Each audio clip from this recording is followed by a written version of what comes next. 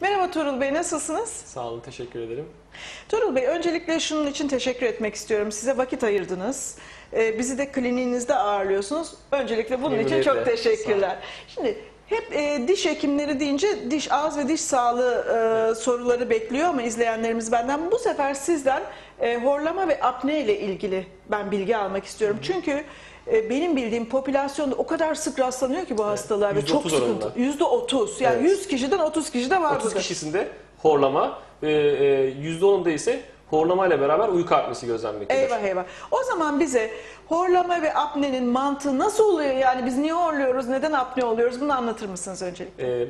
Horlama ve uyku apnesi gerek kişinin fiziksel sağlığını gerekse sosyal olarak etkileyen ciddi bir uyku rahatsızlığıdır. Fiziksel olarak etkilerinden bahsedecek olursak gecenin uykuda kişi rahat nefes alamadığı için kanındaki oksijen miktarı hızla düşmekte ve bunun vücutta birçok yansıması olmaktadır. Sabahları yorgun kalkma, zor uyanma, açılmaların yarım saat, bir saat sürmesi, uykudan uyandığınız zaman. Yorgun bir hal oluyor değil mi doktor bey? Baş ağrısı, mide bulantısı, bunun yanında ağızda ve damakta kuruma, kötü bir tat ve gün içerisinde sürekli uyku olma hali gözleniyor. Bu çok sıkıntılar bunlar. Peki bu durumlar şimdi ne oluyor? İnsan bir süre sonra hani her şeye alışıyor. Bunu da rutin bir hali haline getiriyor. Ama bu uzun süreler tekrarlaya daha büyük sorunlara yol açabiliyor mu? Tabii ki. Horlama ve uyku apnesinin en büyük karakteristik özelliği zaman içerisinde sürekli hastalığın ilerleyerek şiddetlenmesi. Yani şimdi horlayan bir insan bundan belki 5 yıl sonra horlamasının üzerine uyku apneleri binmeye başlayacak ve daha sonra artık uyku apneleri kendisi hissetmeye başlayacak ve gecenin uykusunda kendisi uyanmaya başlayacaktır. Peki mesela diyelim ki bu erken yaşlarda da oluyor, ileri yaşlarda da olabiliyor. Erken yaşlarda olursa mesela çocuklarda okul performansını etkileme, daha orta yaşlarda olursa mesela fiziki işte kalp, kondisyon, nefes bunlar üzerinde etkili midir? Etkilidir. Kişi belki et yemeden ya da meyve yemeden belki yaşayabilir ama biliyorsunuz ki kimse oksijensiz yaşayamaz. Horlama ve uyku apnesi olan kişilerde kanlarındaki oksijen miktarı normal sağlıklı bireylere göre oldukça düşmektedir. Ve bununla beraber kalp de bu az miktardaki oksijeni yetiştirmek için normalden daha fazla çalışmakta ve taşikardi, aritmi, hipertansiyon gibi kardiyovasküler problemler ortaya çıkabilmektedir. Bununla beraber apneyi bağlı olarak söylüyorum. Oksijensizlik süresinin artmasıyla beraber beyinde kalıcı hasarlar oluşabilmekte, felç riski de gözlenebilmektedir. Peki bu kadar ürkütücü bir rahatsızlık için önlem almak gerekiyor. Nelerdir bunlar? Hani benim bildiğim mesela apne için CPAP denen cihazlar var. Bunların kullanımı son derece zor. Protez kişiye özel olarak hazırlanmaktadır. Çünkü kişinin kendi ağız yapısı ve hastalık derecesine göre protez hazırlanıp ayarlanmaktadır. Protez kişi geceleyin uykudayken kullanılmaktadır ve alt ve üst dişlere oturmaktadır. Protezin etki mekanizması şöyledir. Protez alt çeneye belli bir aşağıda ve belli bir önde konum vermektedir. Böylelikle dil kökünü öne doğru kaydırmakta ve arka yoldan hava geçişini artırmaktadır. Böylelikle buradaki tıkanan alanları veya daralan alanları açarak horlamayı ve uyku apnesini engellemektedir. Peki dediniz ki kişiye özel. Mesela Ayşe Hanım için diyelim ki hazırlanan bir protezi ben kullanamaz mıyım? Hayır. Nasıl herkesin parmak izleri farklıysa ağız yapıları da farklı ve hastalık dereceleri de farklı. Bu ağız yapısına ve kişinin kendi hastalık derecesine göre protez ayarlanmaktadır. Peki şimdi uyku apnelerinde bu protez tamamen mesela CPAP uygulamasının yerini alabilecek nitelikte mi? Evet. Hatta CPAP ile mukayese edildiğinde yapılan çalışmalar horlama protezinin gerek kandaki oksijen miktarı açısından gerekse kişinin tansiyonu açısından CPAP'a göre daha etkili olduğunu göstermektedir. Şimdi radyo frekans yöntemleri var, lazer yöntemleri var. Onlarla karşılaştırdığımızda protez nasıl? Aslında bu cerrahi yöntemler tamamıyla yanlış olan yöntemler değildir. Fakat indikasyon sahası çok dardır ve daha az etkilidir. Bunun nedenleri şöyledir. Vücudumuzun bir genetik şifresi vardır. Nasıl parmağımız kesildiği zaman tekrar o yara yeri iyileşip kapanıyorsa tekrar bu dokularda sarkmalar meydana gelebilmektedir. Ayrıca bu hastalıkta esas etken küçük dil ya da yumuşak damaktan öte dildir. Çünkü ağzımızda en çok yer kaplayan organ dildir. Fakat bu operasyonlar sadece küçük dile ve yumuşak damar yapılabilmekte, dile yapılamamaktadır. Fakat bundan dolayı hastada çok fazla bir rahatlama olmamaktadır. Ha, bundan dolayı. Evet. Şimdi bu bahsettiğiniz Evet. protez. Protez. Protez değil mi? Protez, evet. Kullanımı oldukça rahat SİBAP'a göre. Çünkü protez sadece alt ve üst dişlere oturuyor. Herhangi bir dile ya da damağa uzanmıyor protez. Alt ve üst dişlere oturarak çeneye uygun bir konum veriyor ve hava geçişini arttırarak kişinin gecenin uykusunda horlamayı ve uyku apnesini engelliyor. Peki herkes bu protezi rahatlıkla kullanabilir mi? Kullanamayacak bir grup var mı mesela? Hastalarım bazen soruyor, işte benim damaklı protezim var ya da ben hiç protez kullanmıyorum, ağzımda diş yok. Her türlü hastaya protez uygulanabilmektedir. Zaten kişiye özel olarak hazırlanması nedenlerinden birisi de budur.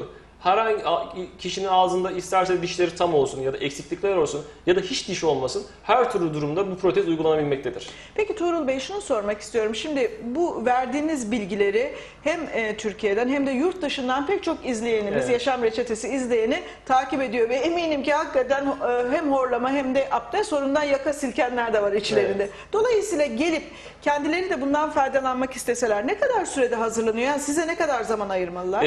Horlama protezi çok kısa bir sürede hazırlanabilmektedir. 3-4 saat gibi bir sürede hazırlanabilmektedir. Öncelikle sabah saatlerinde hastalarımıza randevu veriyoruz. Gerekli klinik değerlendirmeler ve ölçümler yaptıktan sonra dişlerinin ölçüsünü alıyoruz. Daha sonra hastaya tekrar protezini teslim etmek için öğleden sonra ikinci bir randevu veriyoruz. Bu süre zarfında öncelikle elde edilen modeller üzerinde çeşitli ölçümler ve analizler yaparak protezin ideal açısını hesaplıyoruz. Daha sonra şeffaf bir plastik bir materyalden protezi imal ediyoruz ve öğleden sonra hasta tekrar kliniğimize geldiğinde hastaya protezi teslim ediyoruz. Çok teşekkür ediyoruz Sağ olun, efendim ben teşekkür verdiğiniz ederim. değerli Teşekkür bilgiler ederim. için. Sağ İnşallah olun. bu protez sayesinde herkes şu sibaplardan kurtulur, Evet. rahat bir nefes Rahat, alır. evet. Evet, Doktor Bey'in açıklamaları böyle. Fakat işi bir de yaşayandan öğrenelim diyoruz. Onun için daha önce apne sorunu yaşayan, sibap kullanan, şimdi ise protez kullanmaya başlayan hasta Sayın Faruk Beler'le bir röportajımız olacak. Faruk Bey, öncelikle geçmiş olsun. Teşekkür ederim. Hastalığınız uyku apnesi. Uyku apnesi. Kaç senedir çekiyorsunuz? Yaklaşık 10 senedir çekiyorum. Yani kilo aldıktan sonra bayağı bir burun ameliyatı da geçirdim. Kısa bir süre bir iyileşme oldu. Kilo aldıktan sonra tekrar Coştu devam ediyor. hastalık. Az az coştu. Peki, şimdi böyle bir sıkıntı yaşadığınıza göre neler, yani bir arayış içine de girmişsinizdir mutlaka. Mutlaka. Neler, hangi çözümleri, Şimdi tedavileri ilk önce seçtiniz? şunu söyleyeyim. Yani ben gece yattığım zaman sabah uyandığımda diyelim ki 10 saat uyudum. Ki ben aynı zamanda şoförüm yani. Mesleğim şoförlük.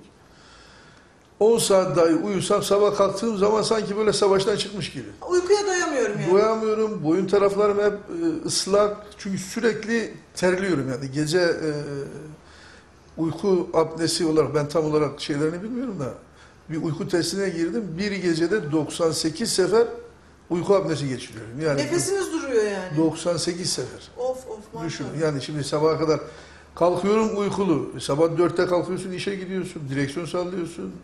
İster istemez uykuluyorsun. Sürekli bunu araştırmak zorunda kaldım. İnsan direksiyon başına da uyuklar bunu. Tabii.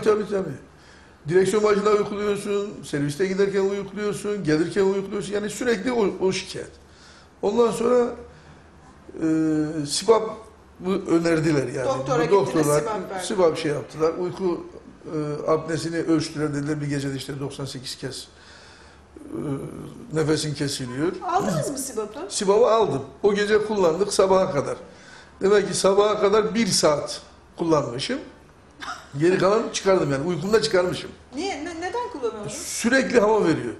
Yani öyle bir hava veriyor ki ona dayanmak mümkün değil. Ayrıca 20 tane bir sürü hortumu var. Her taraftan hortum geliyor. Burnun kapalı, ağzın kapalı.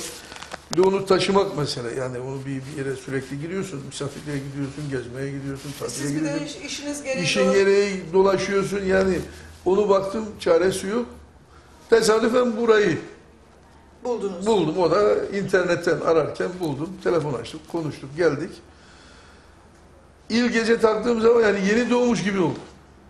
Hani horlamayı desen ki %100 böyle bıçakla keser gibi yapmıyor ama En azından eşin yanında yatabiliyor, çocukların yanında durabiliyor. Yani işin gerçeği bu. Şimdi burada bir ağızlığınız, Bir ağızlık var yani. proteziniz Bunu var. cebinize koyup, ben gözlüğün şeyine koyuyordum. Bunlar biraz şey olunca onun içerisine koyuyordum. Mesela Gözlük kabına bile sığdırıyorsunuz. sığdırıyorsun yani. Bunu şimdi bu kadar küçük kabın içerisinde her yere taşıyabiliyorsunuz. İstediğin yere gidebiliyorsun. Yani bunu kullanmak artık nasıl sabah evden çıkarken kimliğinizi yanınızdan almak yani mutlaka almak zorundasınız. Bir gece bir yere gittiğim zaman ilk evde hanıma söylediğim şey bu. Giysilerden önce. Benim aparati koy bir kenara, her şeyi unut, onu unutma. Ona güvenerek gidiyorum yani gerçekten.